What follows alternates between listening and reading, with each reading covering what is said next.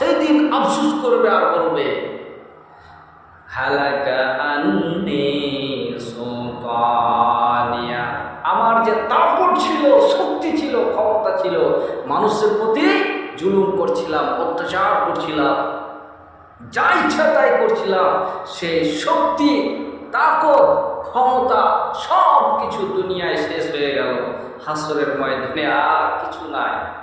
এইভাবে বলতে থাকবে। এরপরে আল্লাহ তাআলা বলেন খুযুহু ফাগুল্লুহু, ধরো এবং শিকলবন্দি করো এবং জাহান্নামে টানতে টানতে নিয়ে নিক্ষেপ করো। সুম্মা ফি সিলসিলাতিন যারউহা সাবউনা যিরাআন ফাসলুকু, 70 গজ বেড়ি দিয়ে শিকল বন্দি করো এবং তাদেরকে টানতে টানতে টানতে জাহান্নামে নিক্ষেপ করো।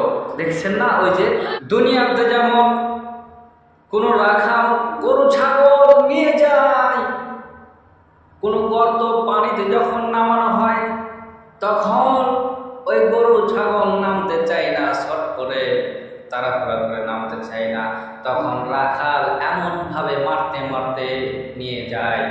তার থেকেও কঠিনভাবে ফেরেশতাদেরকে আল্লাহ তাআলা হুকুম করবেন, যাও তাদেরকে ধরো আর শিকল বন্দি করো আর টানতে টানতে নিয়ে যাও জাহান্নামে নিক্ষেপ করো। টানতে টানতে নিয়ে যাবে।